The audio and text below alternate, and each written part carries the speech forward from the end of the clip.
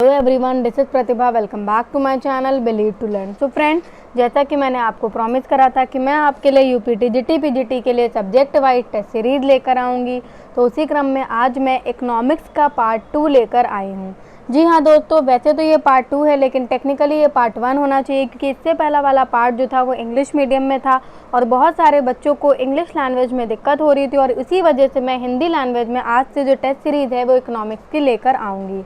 अब हम बात कर लेते हैं पहले क्वेश्चन की। उससे पहले मैं आपको बताना चाहूँगी कि अगर आपका कोई सगा संबंधी, आपका कोई दोस्त भी यूपीटी जीटी पीजीटी कर रहा हो तो उसको आप हमारे चैनल का लिंक ज़रूर शेयर करें, क्योंकि हमारे चैनल पर सब्जेक्ट वाइज टेस्ट सीरीज लाई जा रही हैं।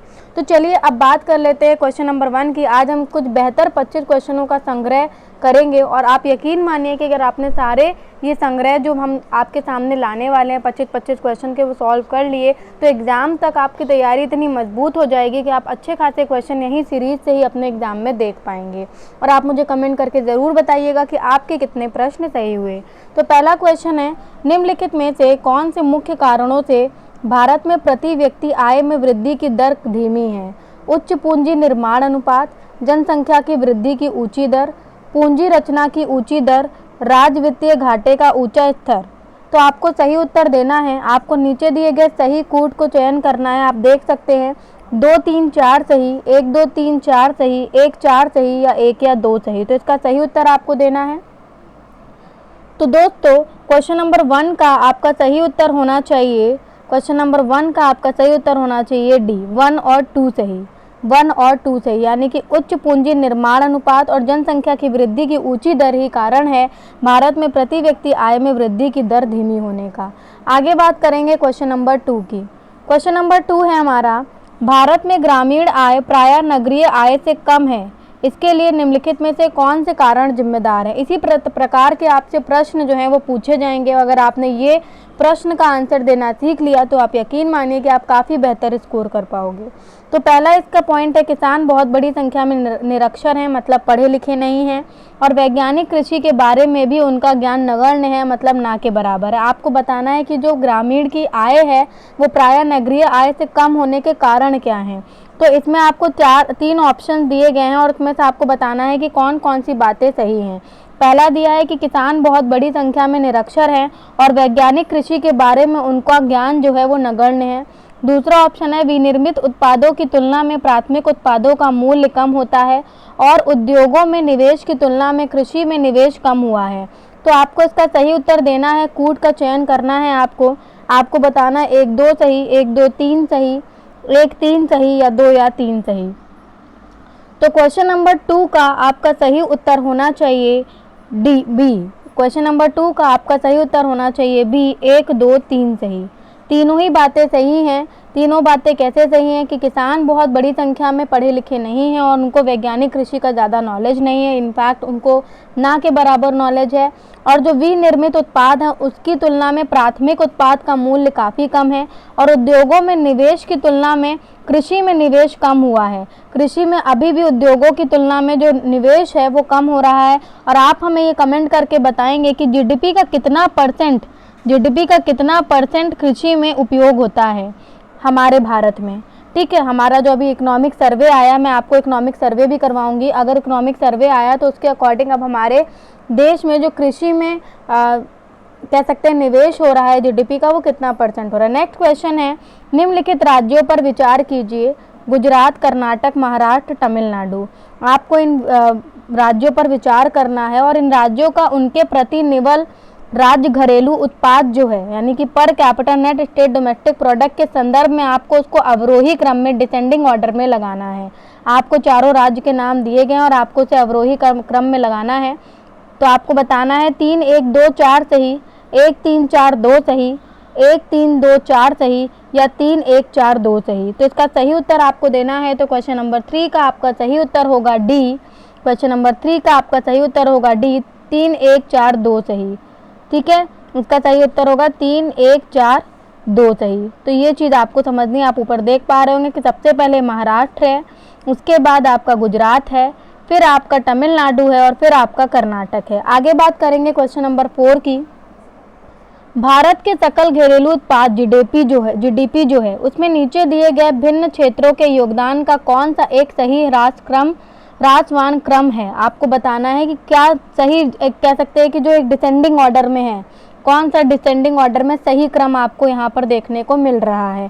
सबसे पहले सेवा, फिर कृषि, फिर उद्योग, फिर सेवा, फिर उद्योग, फिर कृषि, फिर उद्योग, फिर सेवा या कृषि, या उद्योग, कृषि, फिर सेवा। तो इसका सही उत्तर आपको साफ साफ समझ में आ गया होगा। अगर आप इकोनॉमिक्स के स्टूडेंट हैं तो इतनी बात तो आपको पता ही होगी कि इसका सही क्रम बी होगा। सबसे पहले सर्विस सेक्टर है। अगर हम बात करें कि भारत में के सकल घरेलू उत्पाद जीडीपी में जो क्षेत्र की बात करें तो सबसे पहले सर्विस सेक्टर का योगदान आप कह सकते हो। उसके बाद आपका उद्योग का है यानी कि सेकेंडरी सेक्टर का है, और उसके बाद आपका कृषि यानी कि प्राइमरी सेक्टर यानी कि एग्रीकल्चर सेक्टर का है। आगे बात करेंगे क्वेश्चन नंबर 5 की। आई होप सो कि आपको बहुत अच्छी लग रही होगी सीरीज। बहुत ही बेहतर ढंग से इसको एकत्रित करके आपके सामने प्रस्तुत करा गया है। भारतीय अर्थव्यवस्था के संदर्भ में निम्नलिखित कथनों पर विचार कीजिए। पिछले दशक में वास्तविक सकल घरेलू उत्पाद यानी कि जीडीपी की वृद्धि दर लगातार बढ़ती रही है, या फिर पिछले दशक में बाजार कीमतों पर रुपयों में सकल घरेलू उत्पाद लगातार बढ़ता रहा है। आपको इन दोनों पॉइंट को देखना है और बताना है कि कौन सा कथन सही है। केवल 2 सही है, केवल 1 सही है, 1 और 2 दोनों सही है, और ना तो 1 सही है ना तो 2 सही है। अगर आपको क्वेश्चन ना समझ में आया हो तो आप वीडियो को पॉज करके एक बार फिर से देख सकते हैं पीछे वाला क्वेश्चन। जल्दी से बताइए इसका सही उत्तर। तो इसका सही उत्तर होगा आपका केवल 2 सही। इसका सही उत्तर होगा आपका केवल 2 सही। पिछले दशक में बाजार कीमतों पर रुपयों में सकल घरेलू उत्पाद लगातार बढ़ता रहा है। आगे बात करेंगे क्वेश्चन नंबर 6 की। निम्नलिखित में से कौन से भारत में प्रति व्यक्ति आय की धीमी समृद्धि के मुख्य कारण है। आपको बताना है कि भारत में जो प्रति व्यक्ति आय है उसकी धीमी समृद्धि के मुख्य कारण इनमें से कौन है। पूंजी निर्माण की उच्च दर, वित्तीय घाटे का उच्च स्तर, उच्च जनसंख्या वृद्धि दर।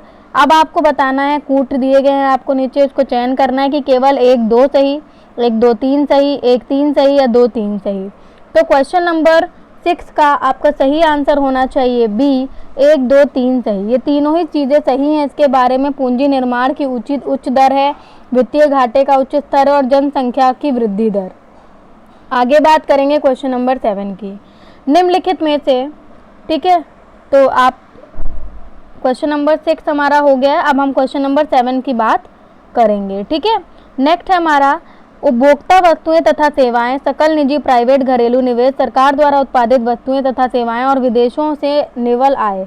ये चारों पॉइंट आपको दिए गए हैं और इनके बारे में आपको बताना क्या है कि उपयुक्त मदों में से किन्हें जीएनपी में शामिल करा गया है। तो आपको बताना है 1 2 4 सही, 1 2 3 सही, 3 4 सही, या 1 2 3 4 सही। तो इसका सही उत्तर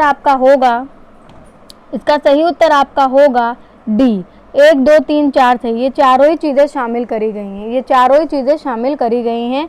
आपका क्या, आपका ये उपभोक्ता वस्तुएं तथा सेवाएं, सकल निजी प्राइवेट घरेलू निवेश, और सरकार द्वारा उत्पादित वस्तुएं तथा सेवाएं, और विदेशों से निवल आय, ये सब जीएनपी में शामिल करे गए हैं। नेक्स्ट बात करेंगे हम क्वेश्चन नंबर 8 की। क्वेश्चन नंबर 8 है, भारत में निम्नलिखित 4 प्रमुख क्षेत्रों से बचत का उदय होता है। गृहस्थ से, निजी निगम क्षेत्र से, सार्वजनिक निगम एवं अन्य लोक उपक्रम से, और सरकार से। तो इसका सही उत्तर आपको देना है। तो क्वेश्चन नंबर 8 का आपका सही उत्तर होना चाहिए सी। क्वेश्चन नंबर, आपको पहले मैं कोड दिखा दूं, 1 3 2 4, 4 3 2 1, 1 2 3 4 और 4 2 3 1। सी मैंने क्यों बोला, क्योंकि इसमें 1 2 3 4 हैं, यानी कि चारों ही बातें जो हैं इनका जो क्रम है वो बिल्कुल सही है। सबसे पहले आपका जो अवरोही क्रम की अगर बात करें, सबसे पहले गृहस्थ से, फिर निजी निगम क्षेत्र से, फिर सार्वजनिक निगम एवं अन्य लोक उपक्रम से, और फिर सरकार से। तो इसका सही उत्तर ये होगा 1 2 3 4, और ये आपका सी ऑप्शन में दिया गया है अवरोही क्रम। आगे बात करेंगे question number 9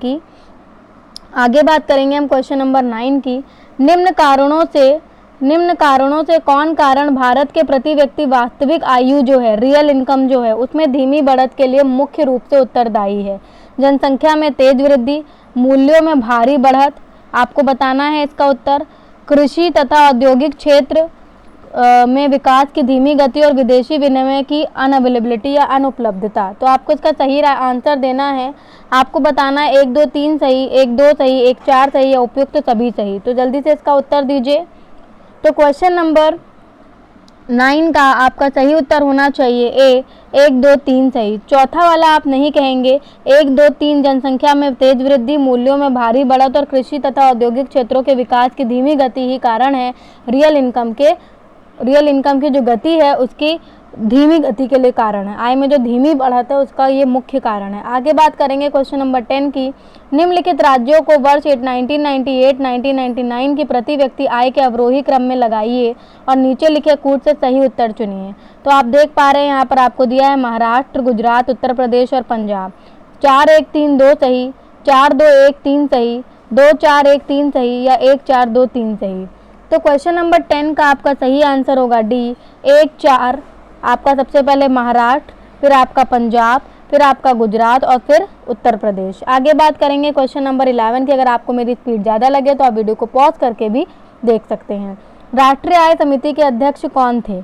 Mahalanobis, Jawaharlal Nehru, doctor Rajendra Prasad या उपरोक्त में से कोई नहीं। इनमें से आपको बताना है कि कौन थे राष्ट्रीय आय समिति के अध्यक्ष। इनमें से आपको बताना है, टाइम वाइम कुछ नहीं पूछा, सिर्फ इनमें से आपको बताना है।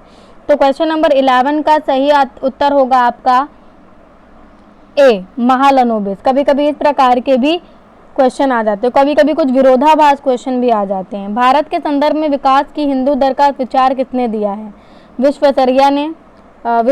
विश्वेश्वरैया ने या फिर आपके कृष्ण ने और PR ब्रह्मानंद ने या फिर इंद्राणी रहमान ने। तो क्वेश्चन नंबर 12 का आपका सही आंसर होना चाहिए बी राजकृष्ण ने। आगे बात करेंगे क्वेश्चन नंबर 13 की। निम्नलिखित में से कौन से कथन सही है? यदि एक देश को इसके प्रति व्यक्ति जो GDP है उसमें वृद्धि का अनुभव हो रहा है तो उसकी GDP आवश्यक रूप से बढ़ रही होगी। दूसरा है, यदि एक देश ऋणात्मक स्थिति का अनुभव कर रहा हो तो उसकी GDP घट रही होगी। आपको बताना है क्या सही है। केवल एक सही है, केवल 2 सही है, 1 2 दोनों सही है और ना ही 1 सही है ना ही 2 सही है। तो क्वेश्चन नंबर 13 का आपका सही उत्तर होना चाहिए बी केवल 1 सही है। 20 का सही उत्तर होना चाहिए केवल 1 सही। यदि एक देश को इसके प्रति व्यक्ति जो GDP है उसमें वृद्धि का अनुभव हो रहा है तो उसकी आय जो है उसकी जो GDP है उस आवश्यक रूप से वो क्या है, बढ़ रही है। आगे बात करेंगे क्वेश्चन नंबर 14 की। निम्नलिखित में से कौन सा प्रत्यक्ष कर है? बिक्री कर, संपत्ति कर, व्यापार कर या फिर सीमा शुल्क। एक प्रत्यक्ष कर यानी कि डायरेक्ट टैक्स है। जल्दी से बताइए। तो क्वेश्चन नंबर 14 का आपका सही उत्तर होगा बी संपत्ति कर। आगे बात करेंगे क्वेश्चन नंबर 15 की। राष्ट्रीय आय लेखाओं के अनुसार द्वितीयक क्षेत्र के अधीन निम्नलिखित में से कौन से व्यवसाय सम्मिलित है? मतलब द्वितीयक क्षेत्र जो है, सेकेंडरी जो सेक्टर है उसके अधीन निम्नलिखित में से कौन से व्यवसाय जो हैं वो सम्मिलित है? विनिर्माण, मैन्युफैक्चरिंग, निर्माण, कंस्ट्रक्शन, गैस एवं जल प्रदाय और खनन एवं गृहस्तर खनन। तो नीचे दिए गए कूट के अनुसार आपको बताना है कि 1 2 4 सही, 1 2 3 4 सही, 1 2 3 सही या 3 4 सही। तो जल्दी से इसका उत्तर दीजिए। तो आपके क्वेश्चन नंबर 15 का सही उत्तर होना चाहिए सी। क्वेश्चन नंबर 15 का सही उत्तर होना चाहिए सी। क्यों उत्तर होना चाहिए सी? क्योंकि 1 2 3 सही है। 1 2 3 हाँ 1 2 3 सही है आपका। विनिर्माण, निर्माण और गैस एवं जल प्रदाय। ठीक है, ये आपका सही उत्तर होगा। आगे बात करेंगे क्वेश्चन नंबर 16 की। 16 आपको कथन दिया गया है। ठीक है, 16 में आपको कथन दिया है कि भारत में पहले 10 वर्षों तक आर्थिक होगा आपका, थोड़ा सा मिस प्रिंट है, आर्थिक विकास लगभग स्थिर रहा है। तो आप इसका कारण दिया गया है कि खाद्यान्न का उत्पादन भी पिछले कई वर्षों तक बढ़ नहीं रहा था। तो देखिए ये थोड़ा सा विरोधाभास क्वेश्चन भी हो सकता है। ठीक है, लेकिन इस पे मेरे हिसाब से जो उत्तर होना चाहिए वो मैं बताऊंगी। आप देख सकते हैं, अगर आपको कुछ और लगता है तो आप कमेंट करके ज़रूर बताइएगा, क्योंकि आपको पता होना चाहिए कि जितने भी बड़े लेवल के एग्ज़ाम्स हैं उसमें 3-4 प्रश्न कुछ विरोधाभास भी होते हैं जिसमें आपको बेस्ट आंसर को चूज़ करना होता है। तो इसमें बोला है कि ए और आर दोनों सही हैं लेकिन आर ए की सही व्याख्या नहीं करता है। ए आर दोनों सही हैं तथा आर ए की सही व्याख्या करता है, और ए सही है किंतु आर गलत है, और ए गलत है किंतु आर सही है। तो आपको देखिए जानना होगा कि जब हमारा देश आज़ाद था तो जो पहले 10 वर्ष थे उसमें आर्थिक विकास लगभग स्थिर रहा। क्यों ऐसा रहा? क्योंकि खाद्यान्न का उत्पादन भी पिछले कई वर्ष तक बढ़ नहीं रहा था। तो मेरे हिसाब से दोनों बातें सही हैं कि जब खाद्यान्न का उत्पादन नहीं बढ़ रहा था और हम दूसरे देशों पर निर्भर थे तो कहीं ना कहीं हमारी विकास की दर जो थी वो स्थिर थी। तो इस हिसाब से मेरे हिसाब से ए और आर दोनों सही होने चाहिए और आर ए की सही व्याख्या कर रहा है। तो ए आर दोनों सही हैं और तथा आर एक ही सही व्याख्या कर रहा है। आपके अकॉर्डिंग क्या बात है, आप ये ज़रूर बताइएगा, ठीक है, क्योंकि ये थोड़ा सा विरोधाभास प्रश्न था, तो इसमें हम ज़्यादा कुछ नहीं बोलेंगे। आगे बात करेंगे हम क्वेश्चन नंबर 17 की, क्योंकि बहुत सारे अदर कारण भी थे हमारे विकास की दर के कम होने के। निम्नलिखित कथनों पर आप मान लीजिए, ठीक है, निम्नलिखित जो कथन है उस पर आप विचार कीजिए और आप नीचे दिए गए कूट से सही उत्तर चुनिए। कथन दिया है आपको, आर्थिक विकास के लिए एक बहुआयामी उपागम की आवश्यकता होती है। कारण दिया है कि वर्तमान भारत सरकार मुख्यतः सूक्ष्म आर्थिक विषयों पर ध्यान केंद्रित कर रही है। तो अब आपको सही बताना है कि क्या कथन सही है और उसका कारण सही है, ठीक है। तो देखिए, पहला है कि बी और आर दोनों सही है लेकिन आर बी की सही व्याख्या नहीं करता है। बी और आर दोनों सही है लेकिन आर सही बी की सही व्याख्या करता है। बी सही है, आर गलत है, बी गलत है, आर सही है। तो इसका सही उत्तर आपको देना है। तो क्वेश्चन नंबर 17 का आपका सही उत्तर होना चाहिए, आप एक बार इसको कायदे से पढ़ लीजिए, तो इसका सही उत्तर होना चाहिए कि बी सही है और आर गलत है, मेरे हिसाब से भी और एग्जामिनर के हिसाब से भी, और अगर हम अलग अलग बुक्स के हिसाब से भी देखें तब भी सही है। क्या सही है आपका, ये सही है, बी सही है और आर जो है, मतलब आपका जो कथन है वो सही है कि आर्थिक विकास के लिए बहुआयामी उपागम की आवश्यकता होती है, नो डाउट। लेकिन आर जो है कि वर्तमान भारत सरकार, इसमें आप एक नीड बता रहे हो और यहाँ पर बोला जा रहा है कि भारत सरकार मुख्यतः सूक्ष्म जो आर्थिक विषय हैं केवल उन पर ध्यान केंद्रित कर रही है, तो पूरी तरीके से ये गलत है। तो इसका सी ऑप्शन बिल्कुल करेक्ट होगा कि बी सही है, आर गलत है। आगे बात करेंगे क्वेश्चन नंबर 18 की। क्वेश्चन नंबर 18 है आपका, निम्न कर में प्राप्त आय राज्यों में नहीं बांटी जाती। आय कर मतलब ऐसी कौन सी कर हैं जो किसमें नहीं बांटे जाते हैं, जो राज्यों में नहीं बांटे जाते हैं। तो आपको इसका सही उत्तर देना है। तो आप देख सकते हैं पहला ऑप्शन है आय कर, संज्ञोत्पादन कर, शुल्क और संपत्ति कर और निगम कर। तो क्वेश्चन नंबर 18 का आपका सही आंसर होगा डी, निगम कर। आगे बात करेंगे क्वेश्चन नंबर 19 की। क्वेश्चन नंबर 19 है, राष्ट्रीय आय की गणना होती है प्रचलित एवं स्थिर दोनों कीमतों पर, प्रचलित कीमतों पर, स्थिर कीमतों पर या मूल्यानुपातों पर। तो इसका 19 का आपका सही उत्तर होना चाहिए ए, प्रचलित एवं स्थिर दोनों कीमतों पर, ठीक है। 19 का ए बिल्कुल सही उत्तर होना चाहिए कि राष्ट्रीय आय की गणना प्रचलित एवं स्थिर दोनों कीमतों पर होती है आपकी, ठीक है। आगे बात करेंगे, अब यहाँ पर फिर से आपके दो वक्तव्य दिए गए हैं जिनमें आपको एक को बी, कथन का बी कहा गया और दूसरे को कारण आर कहा गया है। तो कथन है आपका, यद्यपि 1947 के बाद भी अवधि में भारत की राष्ट्रीय आय कई गुना बढ़ गई है, परंतु प्रति व्यक्ति आय स्तर में कोई सदृढ़ सुधार नहीं हुआ है। क्या बोला जा रहा है कि 1947 आज़ादी के बाद से की अवधि में भारत की जो राष्ट्रीय आय है, इसमें हम मेन नेशनल इनकम पर ही फोकस कर रहे हैं और नेशनल इनकम से किस प्रकार के प्रश्न बनते हैं इस पर फोकस कर रहे हैं, ठीक है। तो लेकिन जो आपको ये कहा जा रहा है कि 1947 के बाद से जो भारत की राष्ट्रीय आय वो बहुत ज़्यादा बढ़ गई है, लेकिन जो प्रति व्यक्ति आय का स्तर है वो उसमें कुछ खास सुधार आपको देखने को नहीं मिला है।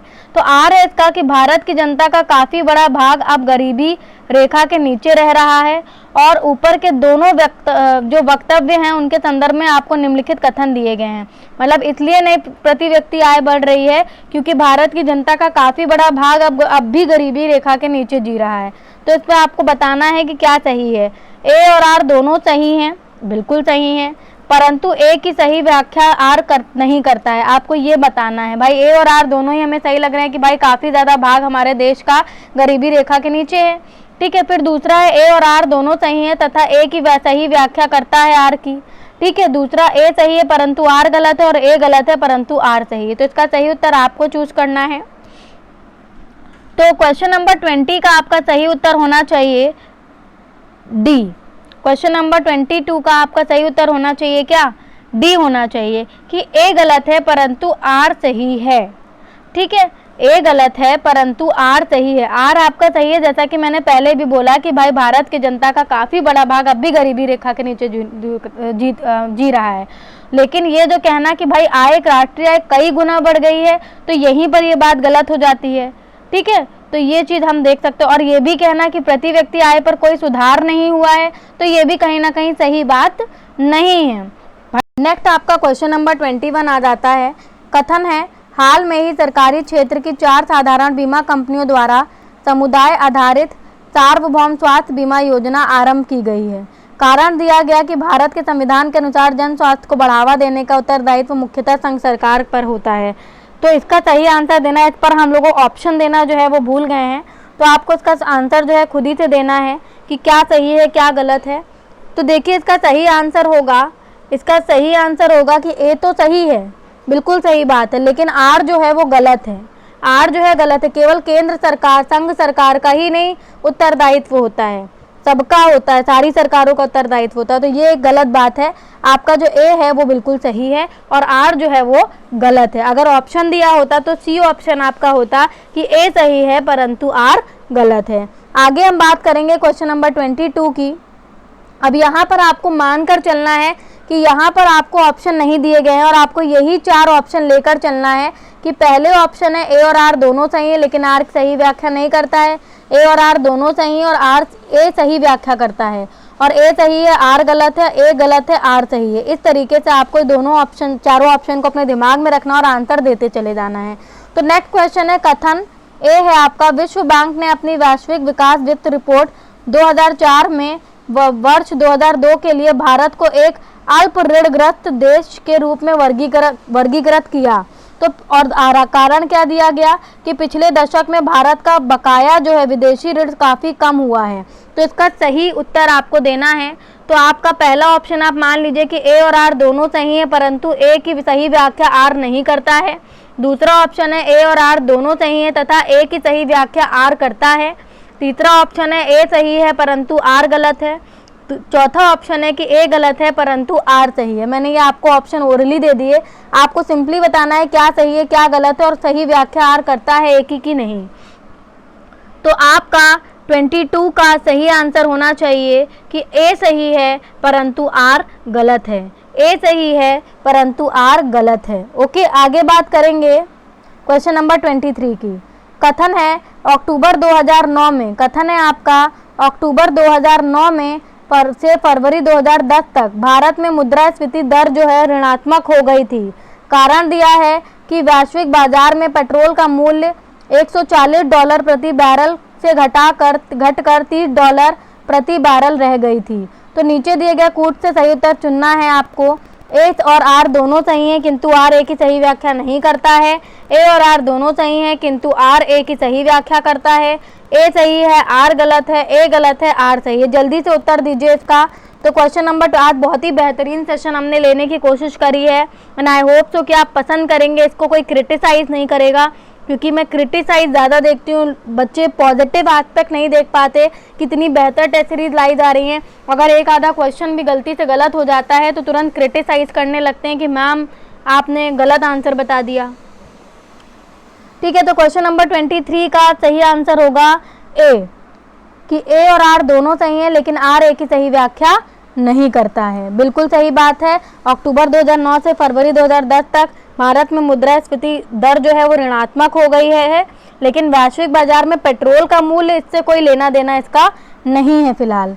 ठीक है, फिर 24 की बात करें तो भारत वर्ष में विनिवेश अर्थव्यवस्था का उदारीकरण की प्रक्रिया का एक समाहित अंग है और आर दिया है कि इससे प्राप्त आय को राज्य द्वारा घोषित नीति के अनुसार उपयोग में लाया जा रहा है। तो आपको सही उत्तर देना है। ए और आर दोनों सही हैं, आर ए की सही व्याख्या नहीं करता है। ए और आर दोनों सही हैं तथा आर ए की सही व्याख्या करता है। ए सही है परंतु आर गलत है, ए गलत है परंतु आर सही है। तो इसका सही उत्तर आपको देना है। तो 24 का आपका सही उत्तर होना चाहिए सी। 24 का आपका सही उत्तर होना चाहिए सी, कि ए तो सही है परंतु आर गलत है। कैसे आप देख सकते हैं कि भारतवर्ष में विनिवेश अर्थव्यवस्था के उदारीकरण की प्रक्रिया का एक समाहित अंग है, लेकिन जो आर है वो गलत है कि इससे प्राप्त आय को राज्य द्वारा घोषित नीति के अनुसार उपयोग में लाया जाता है। ये कथन बिल्कुल भी सही नहीं है, तो इसका करेक्ट आंसर सी होगा। नेक्स्ट है क्वेश्चन नंबर 25 की कथन ए है पिछले 15 वर्षों में भारतीय अर्थव्यवस्था ऊंची औसत सकल राष्ट्रीय उत्पाद वृद्धि दर पहुंच गई। तो कारण दिया है कि इस अवधि में बचत अनुपात में निरंतर वृद्धि हुई है। तो इसका सही उत्तर देना है कि ए और आर दोनों सही हैं परंतु आर ए की सही व्याख्या नहीं करता। ए और आर दोनों सही हैं परंतु आर ए की सही व्याख्या करता है। ए सही है आर गलत है, ए गलत है आर सही है। जल्दी से उत्तर दीजिए। तो 25 का आपका सही उत्तर होगा कि ए और आर दोनों सही हैं और आर ए की सही व्याख्या करता है। और इसी तरीके के प्रश्न आएंगे ना। आई होप कि आप इस सेशन को लाइक किए होंगे, पसंद आया होगा आपको। यहाँ पर पिछले 15 वर्षों में भारतीय अर्थव्यवस्था ऊंची औसत सकल राष्ट्रीय उत्पाद वृद्धि पर पहुंच गई। क्यों ऐसा हुआ? क्योंकि इस अवधि में बचत अनुपात में निरंतर वृद्धि हुई है और ए और आर दोनों सही हैं और आर ए की सही व्याख्या करता है, तो इसका सही उत्तर बी होना चाहिए। तो आई होप सो कि आपको ये वीडियो पसंद आया होगा। पसंद आया हो तो इसे लाइक और शेयर करें, चैनल को सब्सक्राइब करें, क्योंकि इसी तरीके की बेहतर सीरीज अब आपको देखने को मिलती रहेंगी। नमस्कार।